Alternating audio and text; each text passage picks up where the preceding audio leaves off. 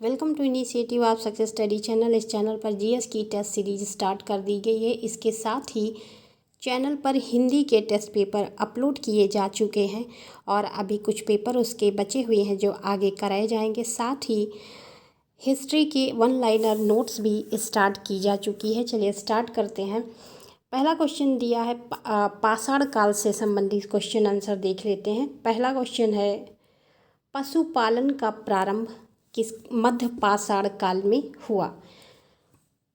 पशुपालन का प्रारंभ मध्य पाषाण काल में हुआ।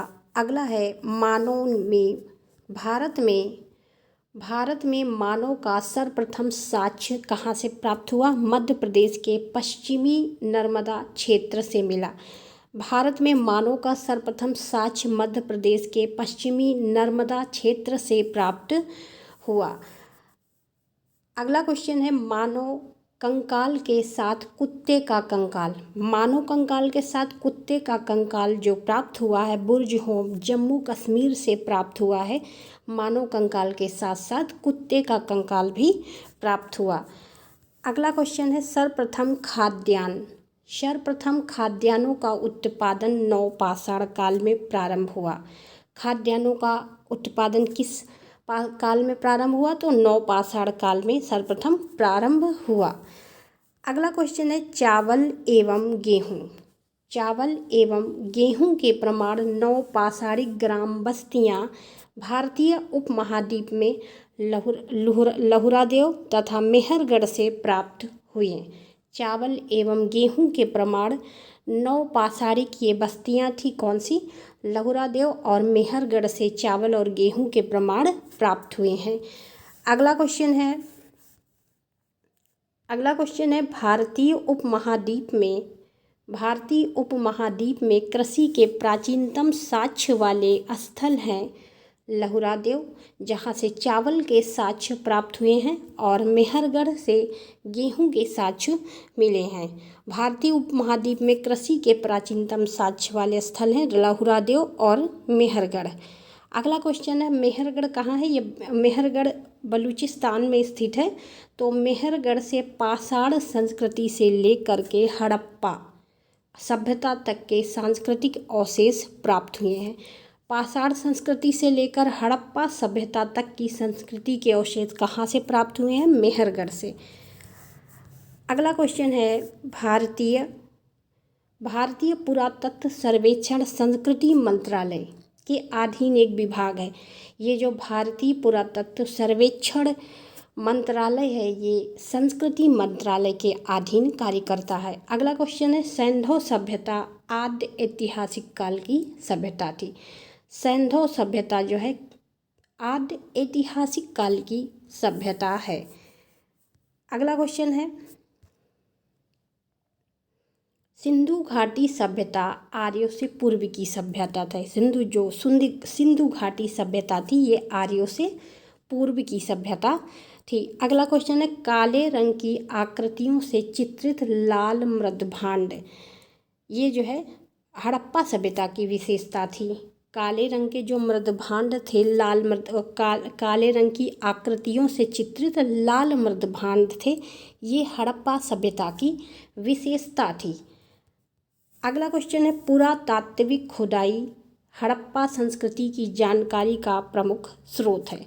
ये जो पुरातात्विक खुदाई है ये हड़प्पा संस्कृति को जानने का एक प्रमुख स्रोत है।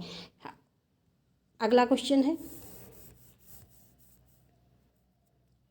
हड़प्पा वासियों को तांबा, कांसा, स्वर्ण, चांदी की जानकारी थी। हड़प्पा वासियों को किसकी, तांबा, कांसा, स्वर्ण और चांदी की जानकारी थी। अगला क्वेश्चन है हड़प्पा वासी चांदी मुख्यतः राजस्थान की जावर और अजमेर खानों से प्राप्त करते थे। हड़प्पा वासी जो चांदी प्राप्त करते थे राजस्थान की जावर खान थी और अजमेर खानों से प्राप्त करते थे। इसके साथ ही अन्य प्रमुख स्थान जो थे चांदी प्राप्त करने के स्रोत जो थे वो अफ़गानिस्तान, ईरान भी थे। मुख्यतः राजस्थान की जावर खान और अजमेर की खानों से प्राप्त होती थी और ये दो स्थान थे मुख्य। अफ़गानिस्तान, ईरान से भी चांदी प्राप्त होती थी। अगला क्वेश्चन है हड़प्पा निवासी मिट्टी के बर्तनों का व्यापक पैमाने पर निर्माण करते थे। जो हड़प्पा निवासी थे मिट्टी के बर्तनों का व्यापक यानी बड़े पैमाने पर मिट्टी के बर्तनों का निर्माण करते थे। अगला क्वेश्चन है, बनावली से पक्की मिट्टी की बनी हुई हल्की आकृति मिली है। कहाँ से पक्की मिट्टी के हल्की आकृति प्राप्त हुई है? तो ये बनावली से मिली है। बनावली से हल्की मिट्टी से बने हुए हल की एक कृति प्राप्त हुई है बनावली से। अगला क्वेश्चन है, सिंधु सभ्यता के महान स्नानागार के साक्ष्य, जो सिंधु सभ्यता में स्नानागार प्राप्त हुआ है उसका साक्ष्य मोहनजोदड़ो से प्राप्त हुआ है। सिंधु सभ्यता में स्थित स्नानागार के साक्ष्य मोहनजोदड़ो से प्राप्त हुए हैं। सिंधु घाटी सभ्यता की प्रमुख विशेषता नगर नियोजन को माना जाता है। सिंधु घाटी की सभ्यता की जो प्रमुख विशेषता क्या थी? नगर नियोजन थी। अगला क्वेश्चन है, हड़प्पा और मोहनजोदड़ो सिंधु घाटी सभ्यता के दो प्रमुख नगर थे। हड़प्पा और मोहनजोदड़ो सिंधु घाटी सभ्यता के दो प्रमुख नगर थे। अगला क्वेश्चन है, हड़प्पा नामक पूरा स्थल सर्वप्रथम ज्ञात होने के कारण, ये जो हड़प्पा नामक एक स्थान था, पूरा स्थल था, इसे सर्वप्रथम ज्ञात होने के कारण इसे हड़प्पा सभ्यता के नाम से जाना जाता है। अगला क्वेश्चन है, सिंधु सभ्यता का लोथल नामक पूरा स्थल गुजरात के अहमदाबाद जिले में भगोआ नदी के तट पर स्थित है। यानी जो ये लोथल है ये गुजरात के अहमदाबाद जिले में भगोआ नदी के तट पर स्थित है। अगला क्वेश्चन है, लोथल से पत्तन या बंदरगाह के साक्ष्य मिले हैं। पत्तन या बंदरगाह के साक्ष्य कहाँ से प्राप्त हुए हैं? लोथल से मिले हैं। और जहाँ से वक्राकार ईंटें कहाँ से मिली हैं? चंदहुदड़ो एक मात्र पूरा स्थल है जहाँ से वक्राकार ईंटें मिली हैं। वक्राकार ईंटें केवल चंदहुदड़ों से प्राप्त हुई हैं। और अगला क्वेश्चन है,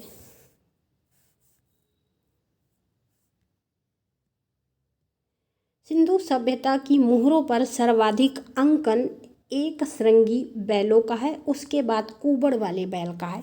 जो सिंधु सभ्यता से मुहरें प्राप्त हुई हैं उन पर सर्वाधिक अंकन एक श्रृंगी बैल का है, उसके बाद कुबड़ वाले बैलों का है। अगला क्वेश्चन है, सर्वप्रथम मानव द्वारा किस धातु का प्रयोग किया गया? तो सर्वप्रथम मानव द्वारा तांबा धातु का प्रयोग किया गया था। अगला क्वेश्चन है, कालीबंगा के मृड पट्टिका पर एक और दोहरे सींग वाले देवता का अंकन है। कालीबंगा से जो मृड पट्टिका प्राप्त हुई है उस पर एक और दोहरे सींग वाले देवता का अंकन है। अगला क्वेश्चन है, मिस्र की सभ्यता का विकास। मिस्र की सभ्यता का विकास नील नदी की घाटी में प्राप्त हुआ।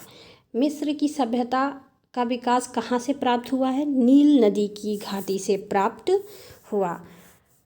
अगला क्वेश्चन है, मिस्र को नील नदी का उपहार कहा जाता है। मिस्र को नील नदी का उपहार कहा जाता है।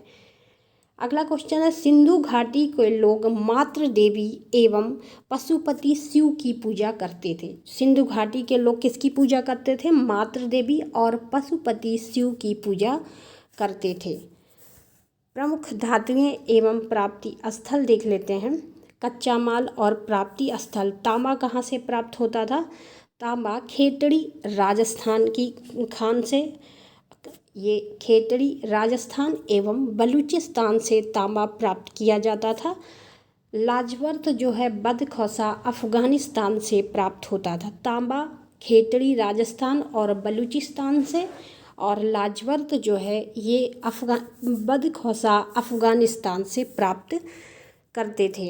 अगला है फिरोजा या टिन, ये ईरान से ईरान से प्राप्त किया जाता था। फिरोजा कहाँ से आता था? ईरान से। चांदी ये राजस्थान की जावर एवं अजमेर खानों से प्राप्त होती थी और अफ़गानिस्तान ईरान से भी थोड़ी बहुत चांदी प्राप्त की जाती थी। तो चांदी जो है कहाँ से आती थी? राजस्थान की जावर एवं अजमेर खानों से और अफ़गानिस्तान ईरान। सीसा कहाँ से प्राप्त करते थे? अफ़गानिस्तान से। सीसा अफ़गानिस्तान से प्राप्त करते थे। शिलाजीत हिमालय से, शिलाजीत ये हिमालय से प्राप्त किया जाता था। गोमेद जो है गुजरात से प्राप्त होता था। अगला है वैदिक काल। वैदिक काल आर्य संस्कृत भाषा का शब्द है जिसका शाब्दिक अर्थ होता है श्रेष्ठ या कुलीन। आर्य संस्कृत भाषा का शब्द है जिसका शाब्दिक अर्थ क्या होगा? श्रेष्ठ या कुलीन। अगला क्वेश्चन है ऋग्वेद, यजुर्वेद, सामवेद को वेद त्रयी या त्रयी कहा जाता है।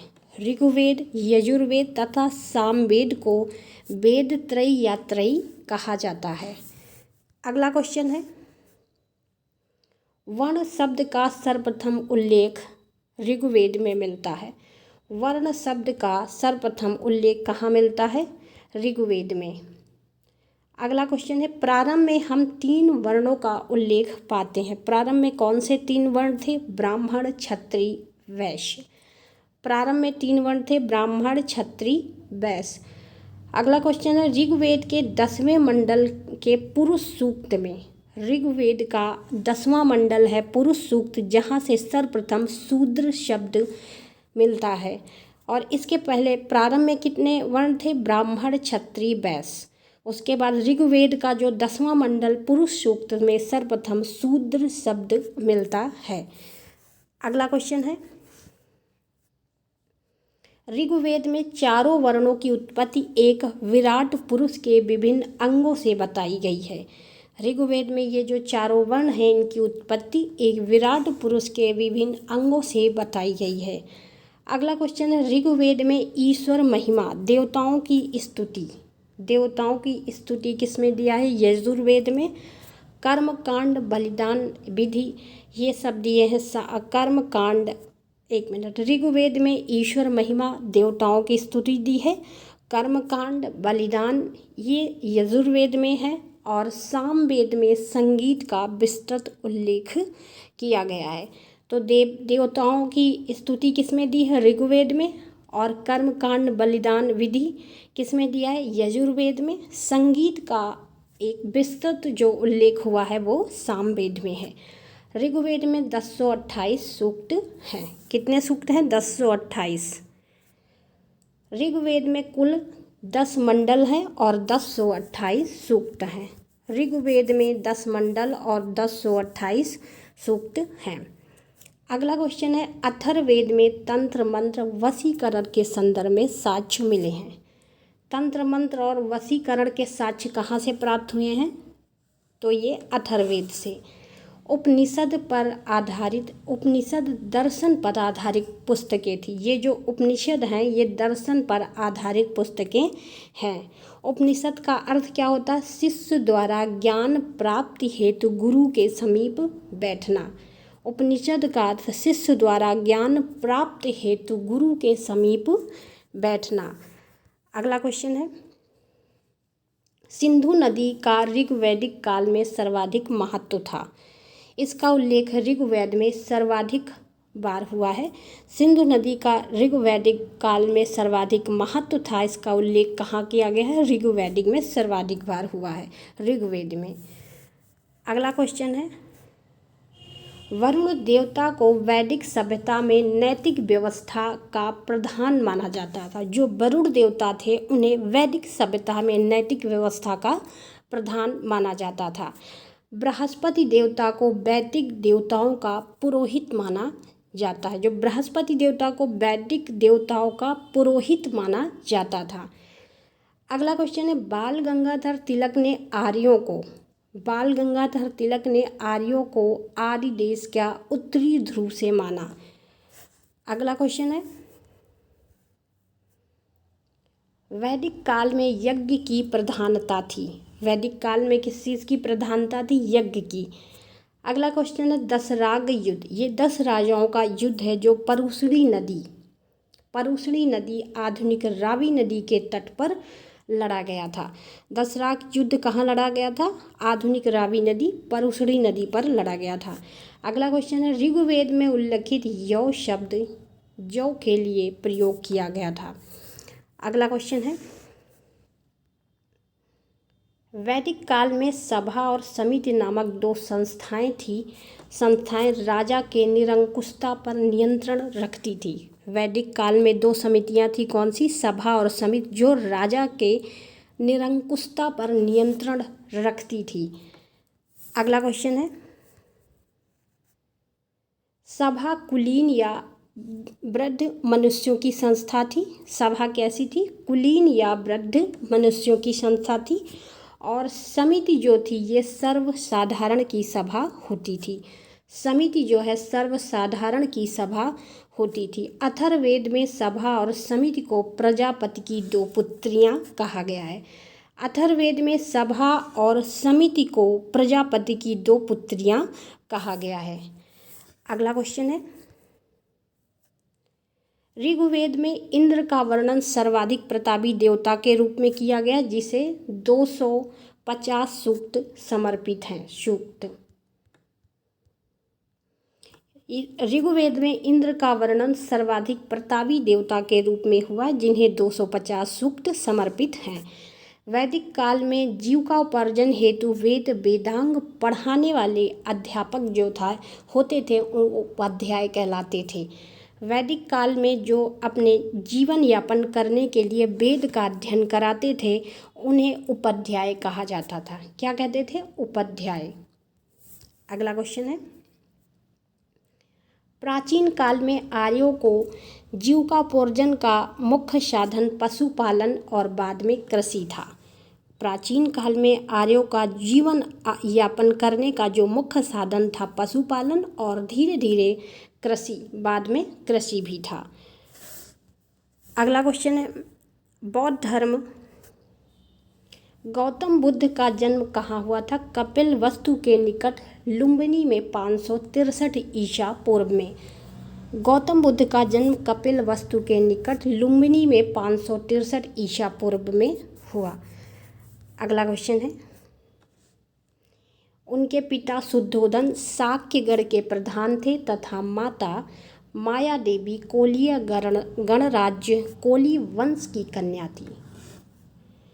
उनके पिता जो थे शाक्यगढ़ से थी, माता कोलीय गणराज्य कोली वंश की कन्या थी। अगला क्वेश्चन है गौतम बुद्ध के गृह त्याग को ग्रंथ में महाभिनिष्क्रमण की संज्ञा दी गई है। गौतम बुद्ध के गृह त्याग को ग्रंथों में महाभिनिष्क्रमण की संज्ञा दी गई है। कुशीनगर वर्तमान में पडरौना कुशीनगर में वर्तमान में कुशीनगर पडरौना कुशीनगर में 80 वर्ष की अवस्था में उन्होंने शरीर त्याग दिया।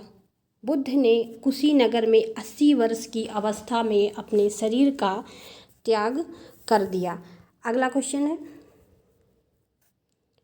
बौद्ध ग्रंथों में इसे महापरिनिर्वाण कहा जाता है। बौद्ध ग्रंथ में क्या कहा जाता है? महापरिनिर्वाण। अगला क्वेश्चन है महाभिनिष्क्रमण के बाद ज्ञान की खोज में महात्मा बुद्ध अलार कलाम के आश्रम में पहुँचे तथा उनसे दीक्षा प्राप्त की थी।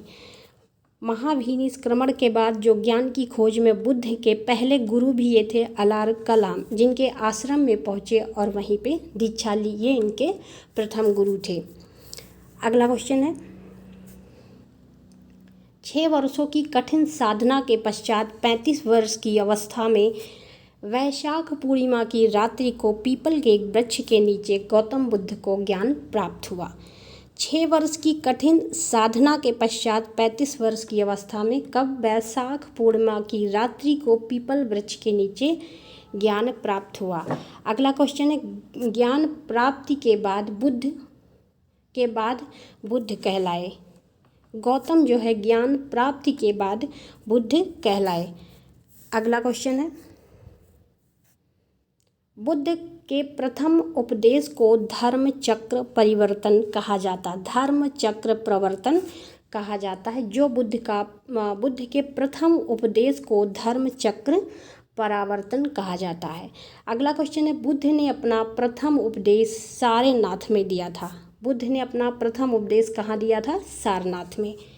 बुद्ध के सबसे अधिक शिष्य कौशल राज्य में हुए और यहाँ की राजधानी, कौशल की राजधानी श्रावस्ती थी। उन्होंने सर्वाधिक उपदेश भी यहीं पे दिए। उन्होंने सर्वाधिक उपदेश कहाँ दिए? कौशल देश की राजधानी श्रावस्ती में। बुद्ध के सबसे अधिक शिष्य कहाँ हुए? कौशल राज्य में, और यहाँ की राजधानी थी श्रावस्ती। यहाँ पे सर्वाधिक उपदेश दिए। अगला क्वेश्चन है,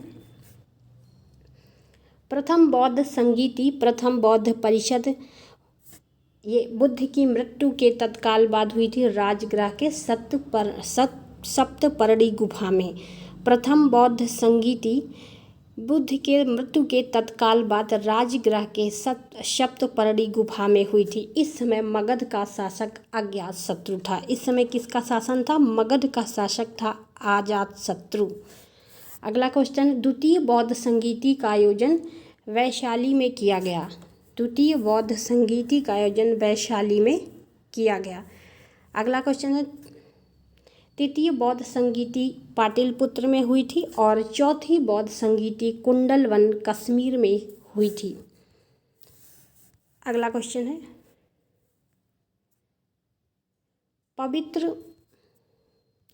पवित्र बौद्ध स्थल बोधगया जहाँ गौतम बुद्ध को सर्वप्रथम ज्ञान प्राप्त हुआ था, निरंजना नदी पर स्थित है। किस नदी पर? निरंजना नदी पर। महात्मा बुद्ध कर्म सिद्धांत में विश्वास करते थे। महात्मा बुद्ध कर्म के सिद्धांत पर विश्वास करते थे। अगला क्वेश्चन है, बौद्ध संघ में सर्वप्रथम शामिल होने वाली महिला थी महाप्रजापति गौतमी। बौद्ध संघ में जो प्रथम महिला शामिल हुई थी वो महाप्रजापति गौतमी थी। अगला क्वेश्चन, भरहुत और सांची के स्तूप की स्थापना मूलतः मौर्य शासक अशोक के शासनकाल में हुई थी। भरहुत और सांची के स्तूप की स्थापना मौर्य शासक थे अशोक के शासनकाल में हुई थी। गौतम बुद्ध को एशिया का ज्योतिपुंज के तौर पर भी जाना जाता है। अगला क्वेश्चन है, हीनयान में बुद्ध को एक महापुरुष माना जाता था जबकि महायान में उन्हें देवता माना जाता है। हीनयान में बुद्ध को एक महापुरुष माना जाता है और महायान में उन्हें देवता माना गया है। अगला क्वेश्चन है, विक्रमशिला विहार की स्थापना पाल नरेश धर्मपाल ने की थी। विक्रमशिला महाविहार की स्थापना किसने की? पाल नरेश धर्मपाल ने किया था। जैन धर्म के मूल संस्थापक या प्रवर्तक प्रथम तीर्थंकर ऋषभदेव या आदिनाथ को माना जाता है। जैन धर्म के मूल संस्थापक या प्रवर्तक प्रथम तीर्थंकर ऋषभदेव या आदिनाथ को माना जाता है। और महावीर स्वामी जैन धर्म के 24वें तीर्थंकर थे जिन्होंने 6ठी शताब्दी से पूर्व जैन धर्म का प्रचार किया था। महावीर स्वामी जैन धर्म के 24वें तीर्थंकर थे और ये 6ठी शताब्दी से पूर्व के जैन धर्म का प्रचार किया था। अगला क्वेश्चन है, पार्श्वनाथ जैन धर्म के 23वें तीर्थंकर थे। महावीर स्वामी का जन्म कुंडग्राम या कुंडलपुर में वैशाली के निकट है लगभग 599 ईसा पूर्व में हुआ था। महावीर स्वामी का जन्म कुंडग्राम या कुंडलवन में लगभग 599 ईसा पूर्व में हुआ था। अगला क्वेश्चन है, इनकी माता त्रिशला वैशाली के लिच्छवी गणराज्य के प्रमुख चेटक की बहन थी और पिता सिद्धार्थ ज्ञात्रक क्षत्रियों के संघ के प्रधान थे। अगला क्वेश्चन है, 72 वर्ष की आयु में राजगृह या राजगीर के समीप स्थित पावापुरी नामक स्थान पर इन्होंने शरीर त्याग दिया। कहाँ पे? पावापुरी में। राजगीर के समीप स्थित है पावापुरी। जैन धर्म में पूर्ण ज्ञान के लिए कैवल्य शब्द का प्रयोग किया गया है। पूर्ण ज्ञान के लिए जैन धर्म में कैवल्य शब्द का प्रयोग किया गया है।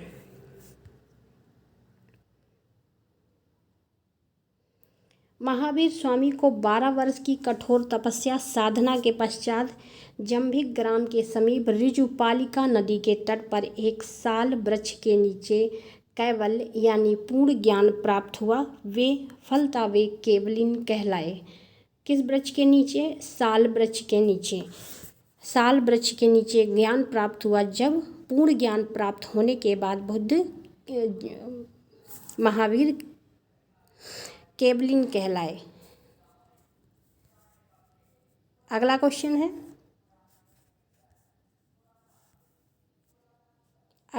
है, जैन धर्म में मोक्ष के लिए 3 साधन आवश्यक बताए गए हैं। कौन से हैं? सम्यक दर्शन, सम्यक चरित्र, सम्यक ज्ञान। इन तीनों को जैन धर्म में त्रिरत्न की संज्ञा दी गई है। जैन धर्म में मोक्ष के लिए 3 साधन कौन से हैं? सम्यक दर्शन, सम्यक चरित्र, सम्यक ज्ञान। ये 3 जैन धर्म में त्रिरत्न की संज्ञा इन्हें दी गई है। जैन धर्म में 5 महाव्रत हैं। अहिंसा, सत्य, ब्रह्मचर्य, अस्तेय, अपरिग्रह की व्यवस्था की है। जैन धर्म के 5 महाव्रत कौन से हैं? अहिंसा, सत्य, ब्रह्मचर्य, अस्तेय, अपरिग्रह।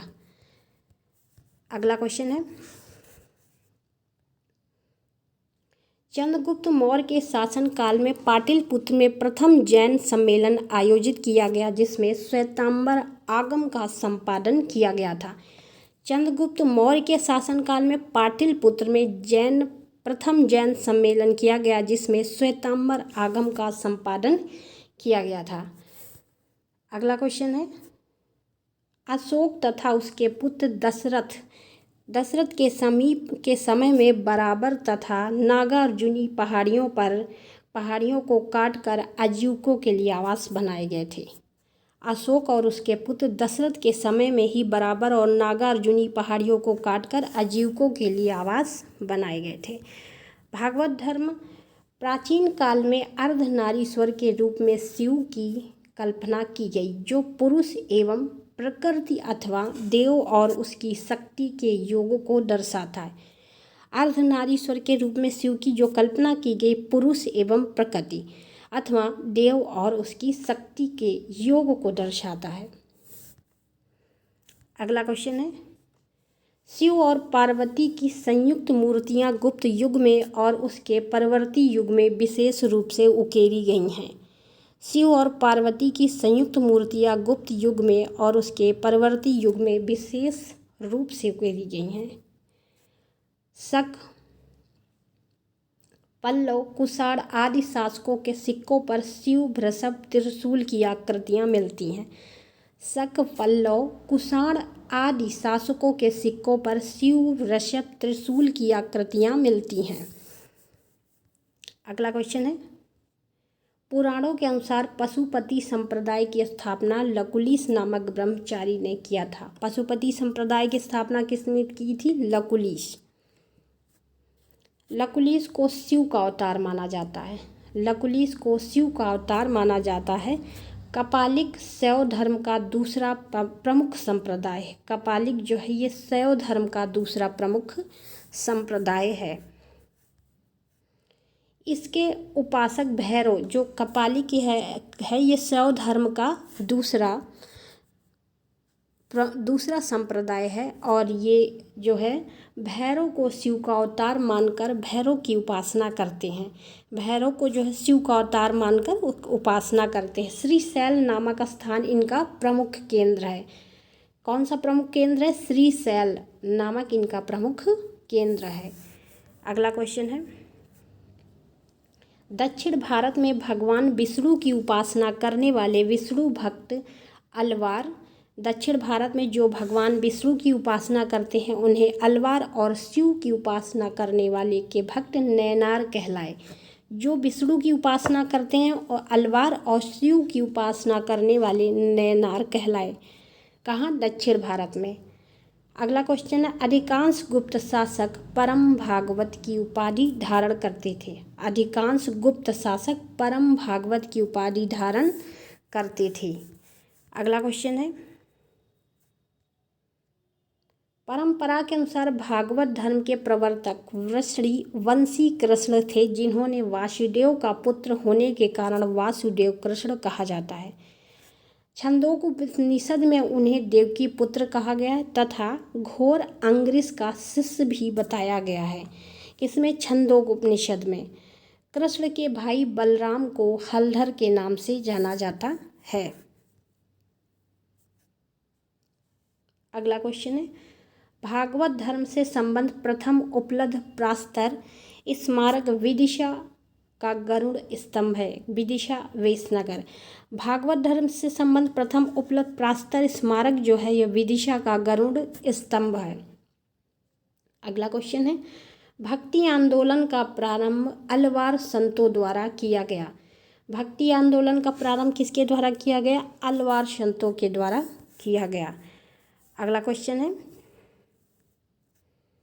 बौद्ध ग्रंथ के अनुसार आगुंतर निकाय में 6ठी शताब्दी ईसा पूर्व के 16 महाजनपदों की सूचना मिलती है। कहाँ से? आगुंतर निकाय से। बौद्ध ग्रंथ का आगुंतर निकाय में 16 महाजनपदों की जानकारी मिलती है। ये कौन कौन से 16 महाजनपद थे? अंग, मगध, काशी, कौशल। अंग, मगध, काशी, कौशल, वज्जी, मल्ल। यहाँ पे क्या दिया था? मल्ल। और ये है, एक मिनट ये कंफर्म कर लेते हैं, वत्स, कुरु। मल्ल, वत्स, कुरु, ये यहाँ पे दिए आगुंतर निकाय से प्राप्त होते हैं। अगला क्वेश्चन है, एक मिनट, हाँ, मल्ल के बाद यहाँ दिया था पिपली वन। पिपली वन कौन सा हो गया? अंग, मगध, काशी, कौशल, वज्जी, मल्ल, पिपली वन, वत्स, कुरु। और पंचाल, मत्स्य, सुरसेन, अस्मक, आवंती, गंधार और कंबोज, ये 16 महाजनपद हैं जो कि जैन ग्रंथ आगुंतर निकाय से इनकी जानकारी मिलती है। अगला क्वेश्चन है, जैन ग्रंथ भगवती सूत्र में भी 16 महाजनपदों की सूची मिलती है।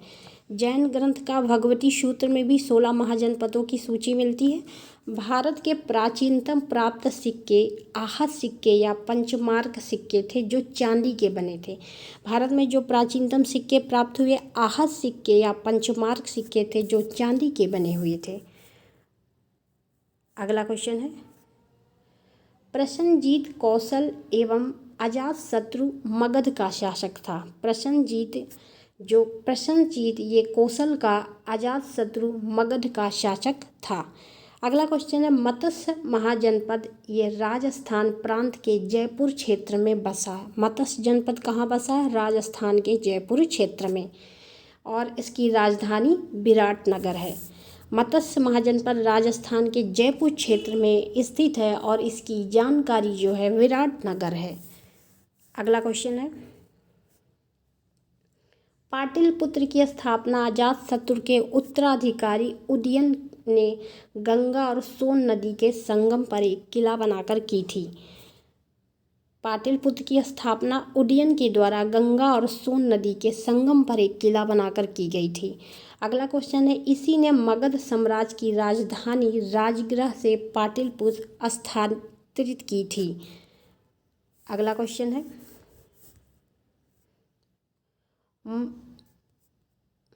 मौर्यों के समय पाटलिपुत्र में बौद्धों का एक बड़ा केंद्र बन गया था। मौर्य शासनकाल में पाटलिपुत्र में बौद्ध का एक बड़ा केंद्र बन गया था। उदयन और वासुदत्ता की दंत कथा उज्जैन से संबंधित है। उदयन। वासुदत्ता की दो दंत कथा है, उज्जैन से संबंधित है। अगला क्वेश्चन है, मगध साम्राज्य की महत्ता का वास्तविक संस्थापक राजा बिंबिसार था। लगभग ये 544 से 492 ईसा पूर्व। इनका टाइम था 544 से 492 ईसा पूर्व। गौतम बुद्ध के समय का प्रसिद्ध वैद्य जीवक जो है बिंबिसार के दरबार से संबंधित था। गौतम बुद्ध के समय का प्रसिद्ध वैद्य जो जीवक था बिंबिसार के दरबार से संबंधित था। अगला क्वेश्चन है, बिंबिसार ने अपने राज वैद्य जीवक को अवंती नरेश चंड प्रघोत के राज्य में चिकित्सा सेवा के लिए भेजा था। अगला क्वेश्चन है, बुद्ध काल में गंगा घाटी में कई गणराज्यों के अस्तित्व के प्रमाण मिलते हैं जो इस प्रकार हैं। कपिलवस्तु के शाक्य, सुषमागिरी के भग्ग, अलकप्प के बुली, केशपुत्र के कलाम, और 5 में दिया है रामगाम के कोलीय, सी है कुशीनारा के मल्ल, और 7 दिया है पावा के मल्ल, और पिपलीवन के मौर्य, वैशाली के लिच्छवी, और मिथिला के विदेह। ये बुद्ध काल में गंगा घाटी में कई गणराज्य के अस्तित्व के प्रमाण मिले हैं जो यहाँ पे दिए गए हैं। अगला क्वेश्चन है, उत्तरी पंचाल की राजधानी अहिछत्र थी। उत्तरी पंचाल की राजधानी अहिछत्र थी और दक्षिणी पंचाल की राजधानी कामपिल्य थी। उत्तरी पंचाल की राजधानी अहिछत्र, दक्षिणी पंचाल की राजधानी कामपिल्य थी। आधुनिक बुंदेलखंड का पूर्वी और उसके समीपवर्ती भागों में चेदी महाजनपद स्थित था। इसकी राजधानी सोथिवती था। आधुनिक बुंदेलखंड का जो पूर्वी और समीपवर्ती भागों में चेदी महाजनपद जिसकी राजधानी था सोथिवती। अगला क्वेश्चन है, मगध के नंद वंश की स्थापना शिशुनाग वंश का अंत करके की गई। मगध के नंद वंश की स्थापना शिशुनाग वंश का अंत कर की गई थी। अगला क्वेश्चन है, चंद्रगुप्त मौर्य ने चाणक्य के सहयोग से धननंद की हत्या करके नंद वंश का अंत किया था। चंद्रगुप्त मौर्य ने चाणक्य के सहयोग से धननंद की हत्या कर नंद वंश का अंत कर दिया। अगला क्वेश्चन है, ये लास्ट क्वेश्चन था इस नोट्स का, प्रैक्टिस का। All the best, have a good day.